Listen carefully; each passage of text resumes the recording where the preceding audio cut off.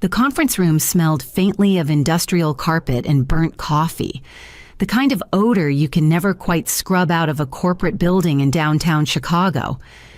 Fluorescent lights hummed overhead as Marcus, my director, slid a cream-colored envelope across the table with the smug finality of a judge stamping a verdict.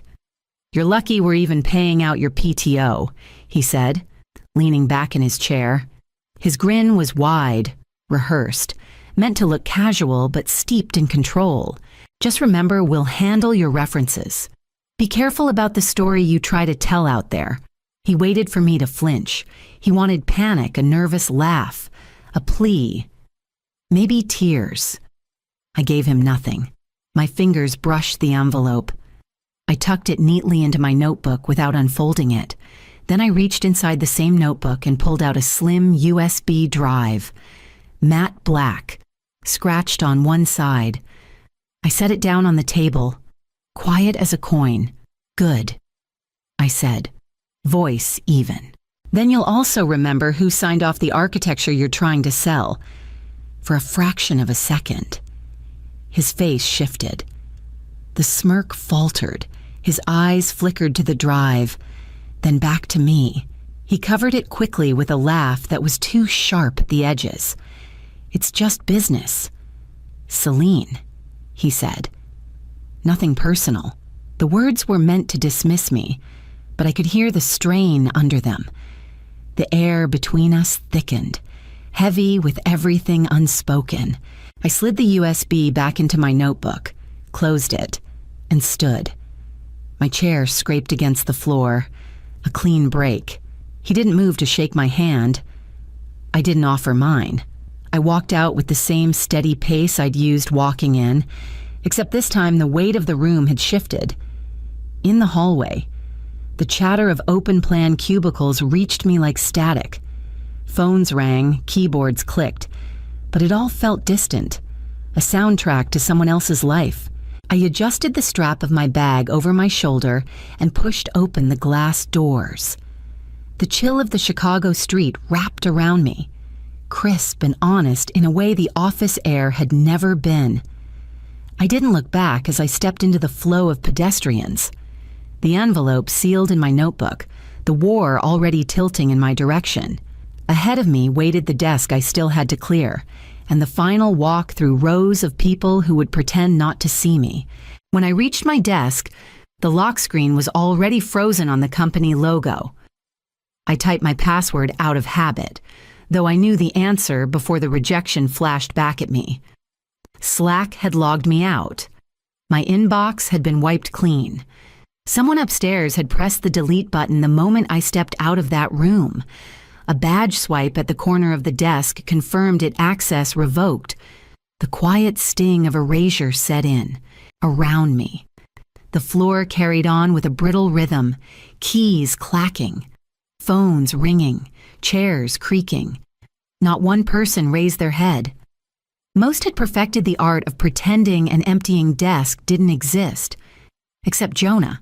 The intern hovered near the kitchen with a granola bar clutched like a talisman. Our eyes met across the open space. He gave me the smallest nod, steady and human. I returned it. Wordless. That was enough. I opened my personal laptop, connected to the guest Wi-Fi.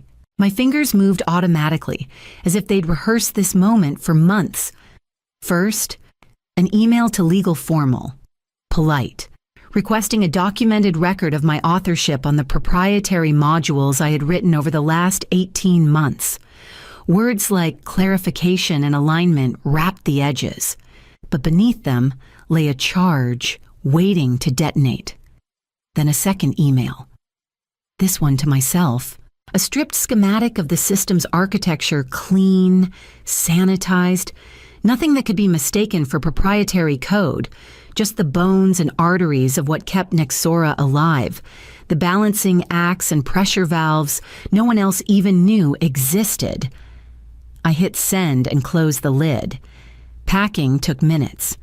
A ceramic mug, a notepad filled with sketches, a pen that actually worked. The plaque that said Team MVP stayed in the drawer. Let it rot there. I lifted the half-full box and walked toward the elevator. No side hugs. No whispered goodbyes. Just silence thick enough to press against my chest as the doors slid shut. By the time the elevator reached the lobby, my name had already been erased from the system, but I knew the foundation I'd built was still beating inside their servers, waiting for the moment it would remind them who had designed it. The elevator doors opened onto the street, but my mind didn't follow me outside. It stayed behind, circling through years that had blurred into each other under Nixora's fluorescent glow. I remembered nights when the city slept, and I was still perched in that glass tower. My screen, the only light in the room. Production outages always seemed to wait until midnight. When no one else was willing to pick up the call, I was the one patching code live, balancing traffic across servers like a tightrope walker over an empty canyon. The victories never came with applause. If I prevented a crash, no one noticed. If a launch succeeded, it was because the product team drove innovation. They never said it was because I had rebuilt the routing layer in 48 sleepless hours. I carried that weight alone, silently, because I thought that was what loyalty meant. The cost was sharper at home. My marriage dissolved quietly over years of missed dinners and late-night calls I couldn't ignore. Anniversaries passed with me sitting in a server room, telling myself that stability mattered more than candles and cake. My brother's wedding, my mother's last birthday. I missed them all, glued to a laptop that gave nothing back. Through it all, I heard my father's voice. He had been a structural architect, a man who measured his worth in foundations that stood long after he was gone. When I was young, he told me, every building tells the truth about who built it. You can't fake a beam that holds. His words became my compass. Lines of code, server maps, protocol layers, they were all beams in a tower no one else bothered to understand. Nixora thought they could erase me with a memo, reduce me to a line on an exit form, but I knew the truth was still embedded in the architecture, written in the silent spaces where the system only held because I'd willed it to. Sooner or later, those beams would start to groan without me, and the sound would be louder than any reference Marcus could withhold. I adjusted the box in my arms and stepped into the cold air, already imagining the cracks I knew would follow. Weeks passed, and the noise of corporate life faded into something distant, like traffic heard through thick glass. I began working quietly from a corner table at a coffee shop in Wicker Park, where the baristas knew me only as AR. Under that alias, I picked up small contract startups with broken backends, founders drowning in their own spaghetti code. The work wasn't glamorous, but it was clean. I could untangle a mess in a few hours, send off a report, and walk away without the politics, without the slide decks, without Marcus's voice echoing in my ear. There was a rhythm in it I hadn't felt in years. Wake early. No alarms from pager duty, no frantic messages at 2 a.m., just a blank laptop screen, a problem to solve, and silence. For the first time, I drank my coffee hot. One afternoon, while walking a client through their infrastructure, they paused mid-sentence, squinting at one of my draft diagrams. "Funny," they said casually. "This looks almost exactly like what Nixora showed us in their new product pitch last week." My pen froze above the notebook. "Oh," I asked, careful to sound neutral. "Yeah," they continued, flipping through a deck they'd been given. Same routing illustration, even the notation style. I remember because it was unusual cleaner than most. They said it was their innovation. I nodded, lips pressed into a thin line, and let them keep talking. Inside, the air shifted. Those diagrams weren't public. They had lived in my private sketches, in drafts I never shared beyond a locked folder. Nixora hadn't just erased my name. They were parading my work as theirs, hollowing out my architecture and dressing it up for investors.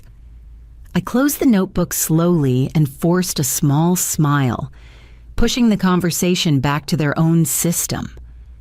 The client didn't notice the tremor in my hands. I finished the session, sent my invoice, and stepped out into the cool Chicago air. The theft didn't make me angry. It made me certain. Nexora was already leaning on beams they didn't understand, and now they were trying to sell them. I knew how long such a structure could stand before it cracked, and I knew the first fractures had already begun. It started as whispers on developer forums, the kind of stray comments that most companies dismiss as noise, a thread on Reddit complaining about sluggish load times, a user grumbling on Twitter that their data wasn't syncing properly. At first, I scrolled past them, thinking it was just the usual chatter. But the patterns grew clearer with every post. Pages timing out, features stuttering, latency spikes that no one could explain. I knew the signatures. I had seen them before, late at night in Nexora's server room, when I'd patched the system with a stopgap solution only I understood, a fragile bypass disguised as stability. It was never meant to run without maintenance. Now, the edges of that patch were unraveling, and the system was showing its cracks. I sat at my usual table in the Wicker Park Cafe, the hum of espresso machines around me, a latte cooling at my elbow. My laptop screen glowed with thread after thread of complaints, each one like a faint tremor on a seismograph. Alone, they meant nothing. Together, they told me a quake had begun. I took a slow sip of coffee and let the warmth steady me. There was no satisfaction in watching it happen, only inevitability. Nexora had been standing on a structure they didn't understand, beams they assumed would hold forever. I had been those beams. The irony was almost cruel. Somewhere inside their offices, engineers were scrambling, pulling logs, filing JIRA tickets, convincing themselves it was a bug introduced last sprint. They'd patch the surface, buy themselves hours, maybe days, but they'd never find the true fault line. It wasn't in the code base. They could see it was buried in the undocumented logic I'd built when no one else could. I closed the laptop and leaned back, listening to the murmur of conversations around me. Life went on here, ordinary and unbothered. Across the city, though, panic would already be blooming behind Nexora's polished glass walls. By the time I packed up and stepped into the cool air outside, my phone buzzed with a message that told me the tremors had reached someone who understood the danger. The message lit up my phone at 12:47, the kind of timestamp that always means trouble. It was from Tamir, one of the few engineers at Nexora I had respected. Their prepping for acquisition feels unstable. No greeting, no sign-off. Just those words. I stared at the glow of the screen in my dark apartment, the city quiet outside my window. A second buzz came minutes later, a number I didn't recognize this time, but the name made me sit up. Mason Hale, an executive I'd seen years ago at an industry event. His message was short, deliberate. "Did you leave or were you pushed?" I didn't type a response. My silence wasn't out of spite. It was out of recognition. The truth was already moving faster than I could shape it. People were starting to piece together what Nexora had tried to bury. My absence had created a shadow they couldn't explain away, no matter how many slides they dressed up with buzzwords. I set the phone down and tried to sleep, but another whisper reached me a few days later. A leaked memo from someone inside Nexora had hired an outside consultant to cover knowledge gaps in infrastructure. I almost laughed when I read the next line. Within a week, that consultant had walked out, leaving behind a report that was blunt enough to be a blade. Only original architect can clarify core routing logic. It was a perfect irony. In trying to erase me, they had proven I was the one thing they couldn't replace. The cover-up had collapsed faster than the system itself. I closed the report and let the quiet settle around me. The game wasn't about references anymore. It was about recognition, the kind that couldn't be faked or reassigned. My name had become the answer to a question they couldn't afford to ignore. The next morning, as I carried my laptop back to the cafe in Wicker Park, I knew the whispers were building towards something louder, and the first cracks had already reached the boardroom. I wasn't in New York when the meeting began, but I could imagine every detail as if I'd been seated in that boardroom myself. Nexora's executives had always been good at polish. I pictured the glossy slides projected on the wall, the staged smiles, Marcus leaning forward in his tailored suit with a salesman's confidence. "Our legacy systems are rock solid," he would have declared, his voice carrying the kind of certainty born not from knowledge, but from repetition. He never once understood the guts of the architecture, yet here he was selling it like a used car dressed in chrome. Across the table sat Vaspera's delegation, calm, patient, watching. Mason Hale, who had sent me that midnight text, was among them. Unlike the others, he wasn't nodding along. He had the posture of someone waiting for the one question that would tilt the room. And then it came. Mason leaned forward, his voice measured but heavy enough to cut through the rehearsed pitch. Who designed this routing layer? Silence. The kind that lands like a weight on everyone's shoulders. I imagined Marcus's jaw tightening, the VP of engineering fumbling with her notes. She tried to recover, words tumbling out too quickly. It was a collaborative effort. The team pulled together. Mason didn't blink. Her voice wavered, and then the truth spilled in fragments. It started under Celine Carrington. She's no longer with the company. My name entered the room like the crack of an earthquake's first tremor, reverberating against glass walls and polished tables. The executives had done everything to erase me, but the one thing they couldn't erase was authorship. The system itself carried my fingerprint, and now it was being read aloud. The slide deck froze mid-animation, glossy arrows and buzzwords suspended in the air, useless. Everyone knew the performance had ended. My absence had become the loudest voice in the room. By the time Mason set his pen down on the table, the fault line had already opened wide enough that nothing Marcus said next could close it, and the pressure was building toward collapse. The silence in that New York boardroom stretched until it was almost unbearable. Mason broke it with a calm precision, his questions slicing through the performance Nexora had staged. The documentation here is vague. Your logs are inconsistent. Can anyone explain the fallback logic? No one could. The CTO shuffled papers. The VP of engineering cleared her throat, but their words collapsed before they formed. And then the detail surfaced, the one I'd left buried deep in a line of code. A comment written years ago at 2 a.m, typed half out of exhaustion, half out of grim humor. If you're reading this, you're either me or the next person they'll blame. Someone had found it, and now it sat in front of Vaspera's team like a confession. The CEO of Vaspera leaned back in his chair, closed his laptop with deliberate calm, and said, "You're asking us to buy a car with no steering column. We don't purchase black boxes with mysteries at their core." The verdict was simple, final. The $10 million deal collapsed right there, not with shouting or arguments, but with the quiet authority of someone who no longer needed to listen. Across the table, Marcus's confidence drained from his face, leaving only a pale shadow of the man who had smirked when he slid that envelope across to me.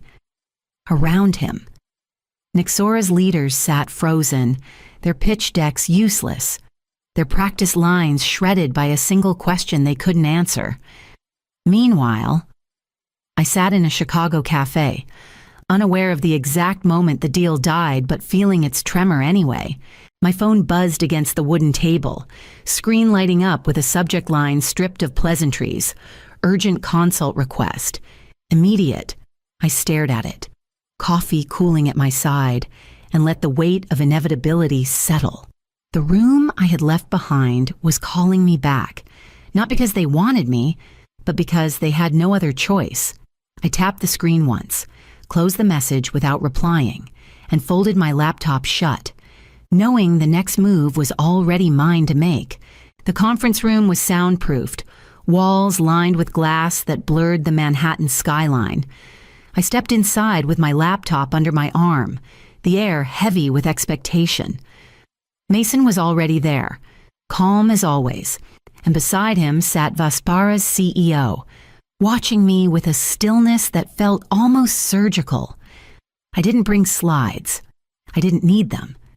Instead, I opened a stripped-down simulation environment on my screen and began walking them through what Nexora had hidden: the routing layer, the fragile bypass, the stopgap logic that had carried their entire platform for more than a year.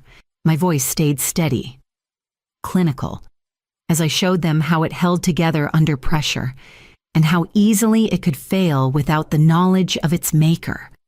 For the first time in years, I wasn't fighting to be heard. They listened. Every keystroke echoed like a revelation. When I finished, silence lingered, not of doubt, but of recognition. Mason gave a single nod. The CEO leaned forward, folded his hands, and said plainly, "You're undercompensated. We'd like to change that."